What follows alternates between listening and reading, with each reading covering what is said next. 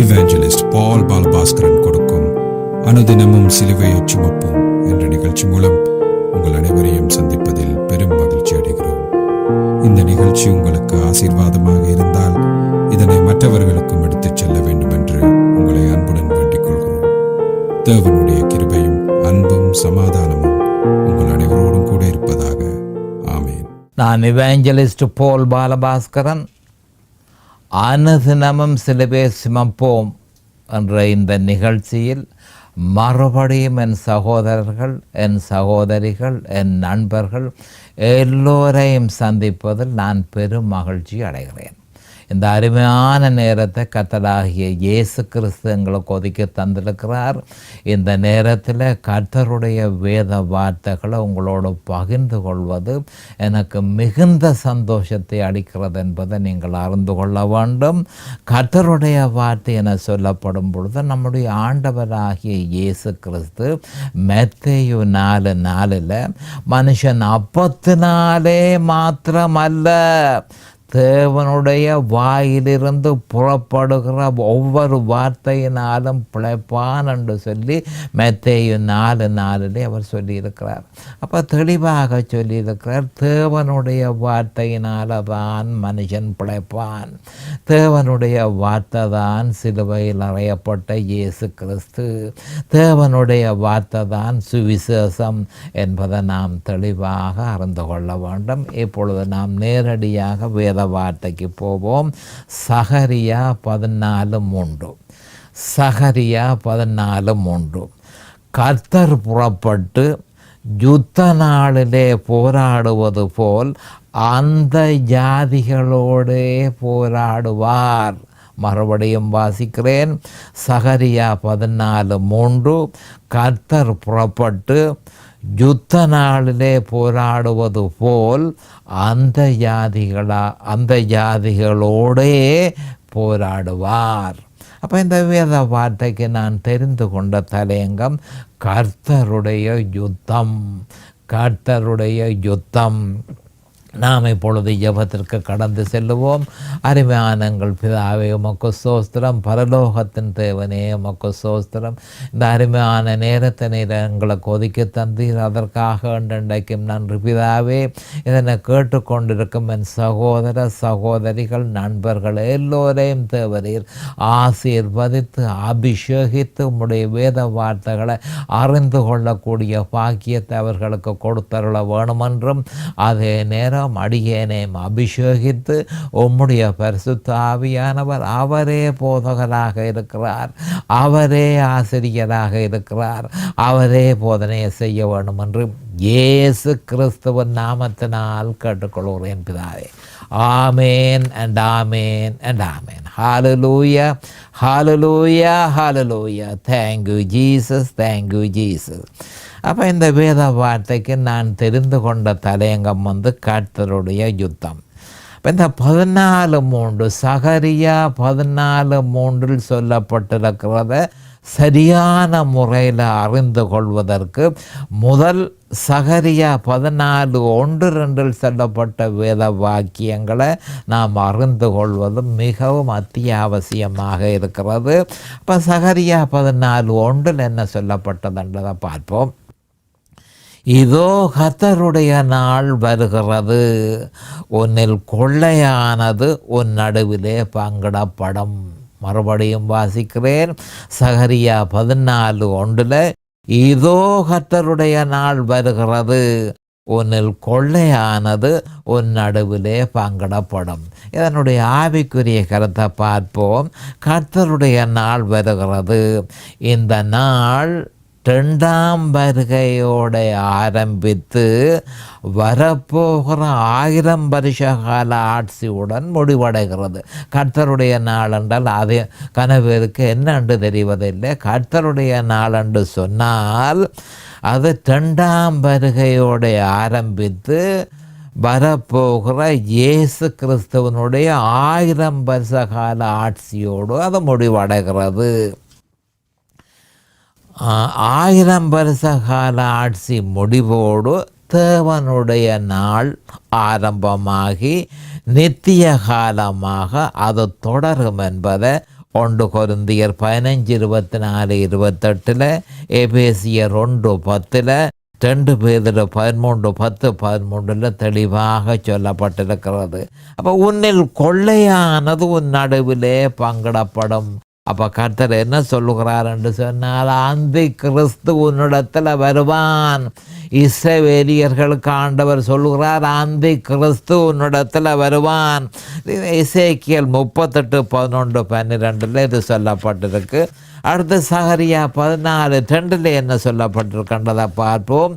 எருசலேமுக்கு விரோதமாக யுத்தம் பண்ண சகல ஜாதிகளையும் கூட்டுவேன். நகரம் பிடிக்கப்படும், வீடுகள் கொள்ளையாகும், ஸ்திரீகள் அவமானப்படுவார்கள், நகரத்தாரில் பாதி மனுஷர் சிறப்பட்டு போவார்கள். மீதியான ஜனமோ நகரத்தை விட்டு அறுப்புண்டு போவதில்லை. மீதியான ஜனமோ நகரத்தை விட்டு அறுப்புண்டு போவதில்லை என்று சொல்லப்பட்டிருக்கிறது. அப்போ இதனுடைய ஆவிக்குரிய அர்த்தத்தை பார்ப்போம். எருசலேமுக்கு விரோதமாக யுத்தம் பண்ண சகல ஜாதிகளையும் கூட்டுவேன். அப்போ இஸ்ரவேலியர்களுக்கு ஆண்டவர் தீர்க்க தரிசனமாக என்ன சொல்லியிருக்கிறார் என்று சொன்னால், அர்மகதோன் யுத்தம் வெளி 16:16 இந்த அர்மகதோன் என்ற வார்த்தையை நாம் அறியக்கூடியதாக, இந்த சொல்லை அறியக்கூடியதாக இருக்கிறது. அப்போ அர்மகதோன் என்ற இடத்துல நான் யுத்தத்திற்கு கூட்டுவேன் எங்கே சொல்லப்பட்டிருக்கிறது? எசேக்கியேல் 38:39 மற்றது யோவேல் அதிகாரம் 3 வெளி 16:13 வெளி 16:16 வெளி 19:11-12 தெளிவாக சொல்லப்பட்டிருக்கு. சகல ஜாதிகளும் இஸ்ரவேலுக்கு எதிராக யுத்தம் பண்ண வருவார்கள். அது எங்கே கூட்டப்படும்? அர்மகதோன் யுத்தத்தின் போது கூட்டப்படும் என்று சொல்லி ஆண்டவர் தெளிவாக சொல்லியிருக்கிறார். நகரம் பிடிக்கப்படும். அப்போ அந்தி கிறிஸ்து எருசலேமை பிடித்து கொள்வதற்கு தயாராவான். உண்மையில் அரவாசி எருசலேம் பிடிக்கப்படும் என்று சொல்லி தெளிவாக சொல்லப்பட்டிருக்கு. வீடுகள் கொள்ளையாகும், ஸ்திரீகள் அவமானப்படுவார்கள். மிக மோசமான கொடுமை அந்த கிறிஸ்துவின் இராணுவத்தினால் நடைமுறைப்படுத்தப்படும் என்பது இப்பவே தெளிவாக தீர்க்க தரிசனமாக சொல்லப்பட்டிருக்கிறது. நகரத்தில் பாதி மனுஷர் சிறப்பட்டு போவார்கள். இதனுடைய ஆவிக்குரிய பொருள் என்னவென்றால், அந்த கிறிஸ்துவனுடைய நகர்வினால் அரவாசி எருசலேம் அந்தி கிறிஸ்துவிடம் விழுந்து போகும். மிகுதி அரவாசி தங்களை காத்து கொள்வதற்காக உக்கிரமாக அவர்கள் போராடுவார்கள் என்று சொல்லி இங்கு சொல்லப்பட்டிருக்கிறது. ஆனாலும் அவர்களால் முடியாது. கர்த்தருடைய வருகையினால் மட்டுமே அவர்கள் தப்புவார்கள். அப்போ சொல்லப்பட்டிருப்பதை பார்த்தால் இஸ்ரவேலின் யுத்தம் உக்கிரமானதாக இருந்தும் பாவ மனுஷன், அப்போ நான் பாவ மனுஷன் என்று சொல்லுகிறேன், அந்தி கிறிஸ்துவே, பாவ மனுஷனுடைய ஒருங்கிணைந்த வல்லமையான தாக்குதலுக்கு இஸ்ரவேல் ஈடு கொடுக்க முடியாது. மீதியான ஜனமோ நகரத்தை விட்டு அறுப்புண்டு போவதில்லை. அதையும் ஆண்டவர் தெளிவாக தீர்க்க தரிசனமாக சகரியா 14:2 சொல்லியிருக்கிறார். இஸ்ரவேலிய இராணுவம் ஏற்கனவே துண்டிக்கப்பட்டிருந்தாலும் எருசலேம் பட்டணத்தை பாதுகாப்பதற்காக திட சங்கல்பம் பூண்டிருப்பார்கள். அப்போ வீட்டுக்கு வீடு யுத்தம் நடக்கும். பாவ மனுஷனிடத்தில் மரிப்பதற்கும் அவர்கள் தயாராக இருப்பார்கள். அப்போ 14:3 இது உலகம் 14 சகரியா 14:1 14:2 சொல்லப்பட்டிருக்கு. பிறகு 14:3 அதுதான் நாங்கள் இப்பொழுது பிரசங்கம் செய்கிற வசனம். கர்த்தர் புறப்பட்டு யுத்த நாளிலே போராடுவது போல் அந்த ஜாதிகளோடே போராடுவார். மறுபடியும் திருப்பி வாசிக்கிறேன். சகரியா 14:3 கர்த்தர் புறப்பட்டு யுத்த நாளிலே போராடுவது போல் அந்த ஜாதிகளோடே போராடுவார்.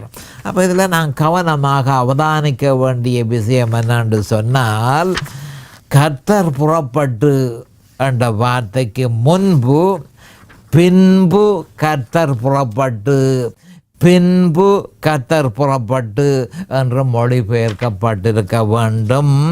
ஆனால் பின்பு என்ற சொல் துரதிர்ஷ்டவசமாக இந்த வேத வாக்கியத்தில் தவிர்க்கப்பட்டிருக்கிறது.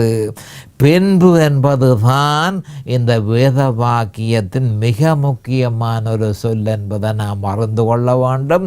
அது சகரியா 14:1 சகரியா 14:2 தொடர்பு இருக்கிறது. அப்போ அந்த பின்பு என்ற இந்த மிக முக்கியமான ஒரு வார்த்தை, அந்த பின்பு அது தவிர்க்கப்பட்டிருக்கிறது. வேதாகமத்தில் அந்த சொல்லு தவிர்க்கப்பட்டிருக்கிறது.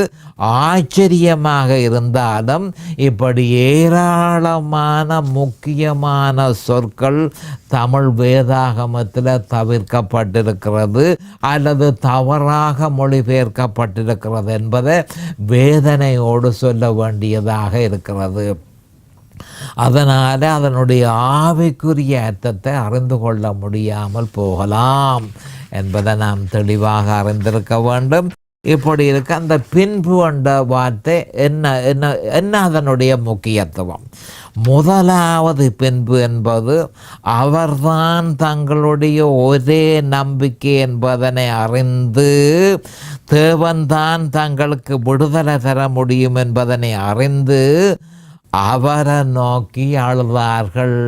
பின்பு எல்லாம் எருசலேம் அரவாசி விழுந்து போகிற மாதிரியாக இருக்குது, எங்களால் இது முடியாது, மேசியாவால் தான் இது முடியும் என்று சொல்லி அவர்கள் அவரை நோக்கி அழுதார்கள். இது முதலாவது பின்பு. அடுத்த 2வது பின்பு கொண்டது எருசலேமின் அரவாசி பகுதி விழுந்தது. மிகுதியான அரவாசி பகுதியும் பார்ப்பதற்கு விழுந்து விடும் போல் தெரிந்தது. அப்போ இஸ்ரவேலியர்களுக்கு அந்த நேரத்தில் மிகுதியாக அரவாசி எருசலேம் இருக்கிறது, அதுகம் விழுந்து போம் போல தெரிகிறது என்று சொல்லி அவர்கள் அந்த நேரத்தில் அனுமானித்தார்கள். அடுத்த 3வதாக பின்பு என்பது 3/2 பகுதி யூதர்கள் கொல்லப்பட்டனர். 3/2 பகுதி யூதர்கள் கொல்லப்பட்டனர். மிகுதியான 3/1 பார்ப்பதற்கு நிர்மூலமாக்கப்படும் போல இருக்கிறது.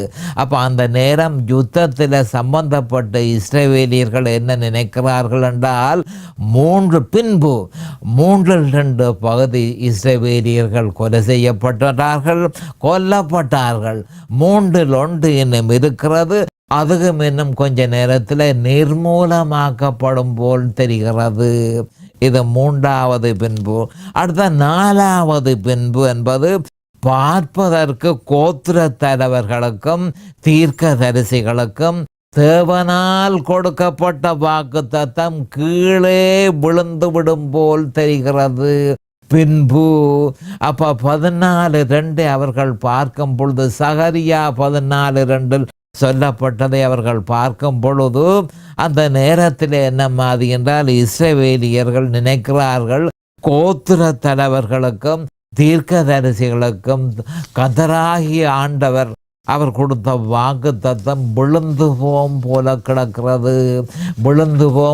கிடக்கிறது என்று சொல்லி அவர்கள் நினைக்கிறார்கள். அடுத்த பின்பு பார்க்கும் பொழுது, இந்த யுத்தத்தை பார்க்கும் பொழுது அந்தி கிறிஸ்து வெற்றி பெறுவான் போல் இருக்கிறது.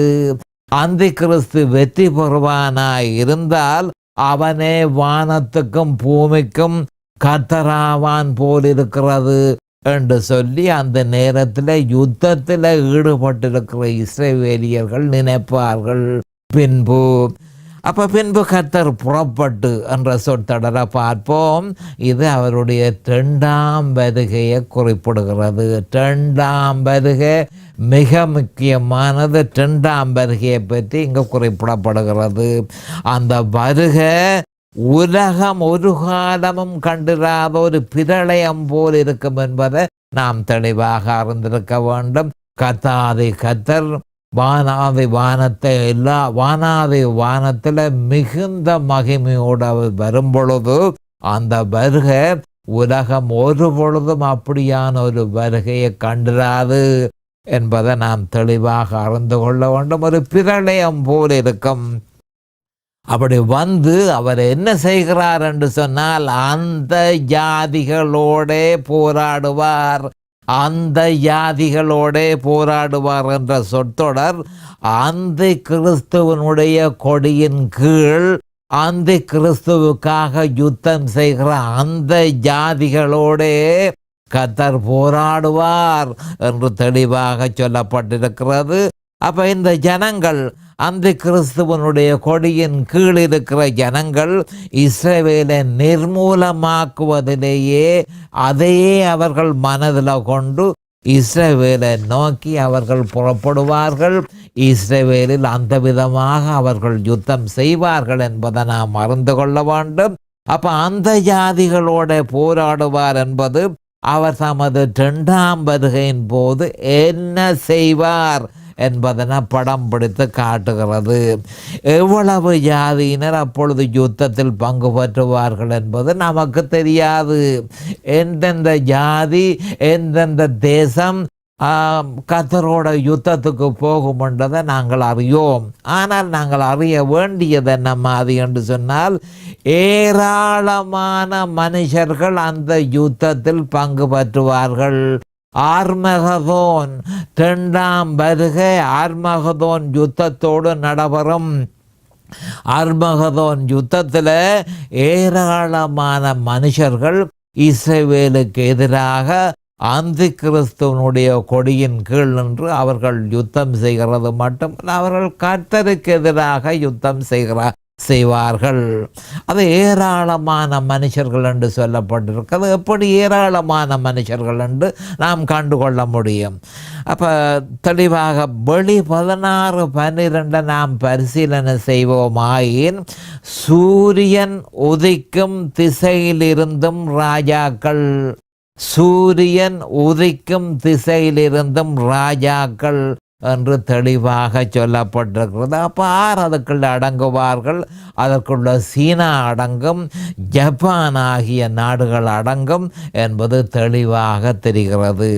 இவர்கள் பாவ மனுஷனுக்கு உறுதுணையாயிருப்பார்கள். அது மட்டுமல்ல, ரஷ்யா, ஜெர்மனி இன்னும் ஐரோப்பிய சமூகத்தை சேர்ந்த பல நாடுகளும், மத்திய கிழக்கு நாடுகளும், ஆப்பிரிக்க நாட்டின் ஒரு பகுதியும் பாவ மனுஷனாகிய அந்த கிறிஸ்துவுக்கு உறுதுணையாயிருந்து இஸ்ரவேலுக்கு எதிராக யுத்தம் செய்வார்கள். அப்போ ஏராளமான ஜனங்கள் ஒரு சிறிய நாட்டுக்கு எதிராக யுத்தம் செய்கிறார்கள் என்று சொன்னால், இஸ்ரவேலியர்களுடைய பலத்தை நாம் தெளிவாக அறிந்து கொள்ள வேண்டும். தானியேல் 11:43, எசேக்கியேல் 38:5-6 இது பற்றி தெளிவாக சொல்லுகிறது. ஏராளமான ஜனங்கள், ஏராளமான ஜாதிகள், கிழக்கில் இருந்து வரும் ஏராளமான ஜாதிகள் இஸ்ரவேலுக்கு எதிராக யுத்தம் செய்வார்கள். பாவ மனுஷனுக்கு அவர்கள் உறுதுணையாயிருப்பார்கள். அப்போ வேதத்திலே அமெரிக்கா பங்கு பெற்றுவதாக எந்த குறிப்பும் இல்லாதிருந்தும் அமெரிக்கா இஸ்ரவேலுக்காக யுத்தம் செய்யும் என்ற அறிகுறியும் வேதத்தில் இல்லை. கவனமாக கேட்டுக்கொள்ளுங்கள். இப்பொழுது அமெரிக்கா உதவி செய்யும். இவ்வளவு காலமும் அமெரிக்கா இஸ்ரவேல் ஒரு நாடாக வந்த நாள் தொடக்கம் அமெரிக்கா உதவி செய்து கொண்டு வந்திருக்கிறபடியினால் அமெரிக்கா இஸ்ரவேலுக்கு சார்பாக யுத்தம் செய்யும் என்று சொல்லி சில கிறிஸ்தவர்கள் நினைப்பது வழக்கம். அப்படி நடக்க போறதில்லை, அப்படி நடக்க போறதில்லை. இப்பொழுது 2016, இப்பொழுது 2016ஆம் ஆண்டில் அது தெரிகிறதல்லவா? சில வேளைகளில் அமெரிக்கா ஆயுதங்களை இஸ்ரவேலுக்கு அனுப்பலாம். இஸ்ரவேலுக்கு எதிரான வெறுப்பை அமெரிக்க அதிபர் வெளிப்படுத்தியதை நாம் 2016 அதிகமாக காணக்கூடியதாக இருக்கிறது. இவ்வளவு காலமும் இருந்த இவ்வளவு காலமும் இருந்த அமெரிக்க அதிபர்கள் ஒருவராகுதல் என்ன மாதிரி என்றால் இஸ்ரேலுக்கு எதிராக ஒரு வார்த்தை சொன்னது கிடையாது. ஆனால் 2016 ஒரு அதிபர், 2016 இருந்த அதிபர் இஸ்ரவேலுக்கு எதிராக முழுதுமாக தன்னுடைய கருத்தை தெரிவித்தது மட்டுமல்ல, இஸ்ரவேலுக்கு எதிரான நடவடிக்கைகளிலும் அவர் ஈடுபட்டிருந்தார் என்பதை நாம் இலகுவாக அறிந்து கொள்ளக்கூடியதாக இருக்கிறது.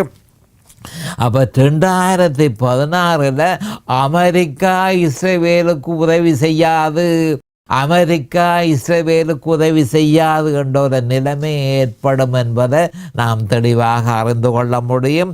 வெளிப்படையாக அமெரிக்காவும் கனடாவும் இஸ்ரவேலுக்கு சார்பாக இருந்தாலும் அந்த ஆதரவு இப்பொழுது பலவீனப்பட்டிருக்கிறது என்பதை நாம் அறிந்து கொள்ள வேண்டும். அப்படியாக பலவீனப்பட்டு கடைசியில் இஸ்ரவேலியர்கள் முழுவதும் கர்த்தராகிய ஆண்டவரிடத்தில் தங்கி இருக்க வேண்டிய நிலைமைக்கு அவர்கள் தள்ளப்படுவார்கள். ஆகவே அர்மகதோன் யுத்தத்தின் போது அந்தி கிறிஸ்துவுக்கு ஆதரவு கொடுக்காத நாடுகள், கவனமாக மறுபடியும் சொல்லுகிறேன், அர்மகதோன் யுத்தத்தின் போது அந்தி கிறிஸ்துவுக்கு ஆதரவு கொடுக்காத நாடுகள் அவ்வளவாக அவனுக்கு தங்களுடைய எதிர்ப்பை தெரிவிக்கப் போவது இல்லை என்பதை நாம் தெளிவாக அறிந்து கொள்ள வேண்டும். யுத்த நாளிலே போராடுவது போல, அப்போ கவனமாக பார்த்து கொள்ளுங்கள். சகரியா 14:3 கர்த்தர் புறப்பட்டு யுத்த நாளிலே போராடுவது போல என்று சொல்லப்பட்டிருக்கிறது. அப்போ யுத்த நாளிலே போராடுவது போல என்ற சொற்றொடர் அநேகமாக சிவந்த சமுத்திரத்தின் மூலமாக கர்த்தர் இஸ்ரவேலிய புத்திரர்களை வழிநடத்தி எகிப்தை விட்டு புறப்பட்ட நாளை போன்றது. யாத்திரகாமம் 14:14 யாத்திரகாமம் 15:3 நாம் இதனை இலகுவாக அறிந்து கொள்ள முடியும். அப்பொழுது யெகோவாவாகிய மெசியா புறப்பட்டு போய் அவர்களுக்காக போராடிய முதலாவது யுத்தமாகும். அப்போ மலை போன்ற தண்ணீருக்கு மத்தியில் உருவான பள்ளத்தாக்கின் மூலம் இஸ்ரவேலியர்கள் நடந்து சென்றார்கள். சிவந்த சமுத்திரம் 2 பக்கமும் மலை போல நின்றது. அப்போ நடுவிலே ஒரு பள்ளத்தாக்கு ஏற்பட்டது. அந்த பள்ளத்தாக்கின் மூலமாக இஸ்ரவேலிகள் தப்பி போனார்கள். இப்பொழுது கடைசி யுத்தம், அது முதலாவது இஸ்ரவேலியர்களுக்காக கர்த்தர் செய்த முதலாவது யுத்தம். இப்பொழுது கடைசி யுத்தமாக மலை போன்ற கண்மலை ஊடாக அதன் மத்தியில் ஏற்பட்ட பள்ளத்தாக்கின் ஊடாக இஸ்ரவேலியர்கள் தப்பி செல்லுவார்கள். இதனை சகரியா 14:4 உறுதிப்படுத்துகிறது. அப்போ எசேக்கியேல் 38-39 அதிகாரங்களில் அந்தி கிறிஸ்துவுக்கு எதிரான ஆண்டவருடைய யுத்தம் எவ்வளவு பயங்கரமாயிருக்கும் என்பது வெளிப்படுத்தப்பட்டிருக்கிறது. யுத்தத்தின் தாக்கம் எவ்வளவு பயங்கரமாயிருக்கும் என்பதை அறிவதற்கு சகரியா 14:12-15 சொல்லியிருப்பதை பரிசீலனை செய்வது பொருத்தமாயிருக்கிறது. அந்தி கிறிஸ்துவின் இராணுவத்திற்கு ஏற்படும் அழிவு மனுஷ கற்பனைக்கு அப்பாற்பட்டது. ஏனென்று சொன்னால் யுத்தம் செய்கிறது கர்த்தர். அப்போ கர்த்தருடைய யுத்தத்தினால கர்த்தர் ஏற்படுத்துகிற சேதம் மனுஷ கற்பனைக்கு அப்பாற்பட்டது. இது பற்றி சகரியா 14:12-15 12ஆம் வசனத்தை பார்ப்போம். எருசலேமுக்கு விரோதமாக யுத்தம் பண்ணின எல்லா ஜனங்களையும் கர்த்தர் வாதிக்கும் வாதையாவது அவர்கள் காலூன்றி நிற்கையிலும் அவர்களுடைய சதை அழிந்து போகும், அவர்கள் கண்கள் தங்கள் குடிகளிலே கெட்டு போகும், அவர்கள் நாவு அவர்கள் வாயிலே அழுகி போகும்.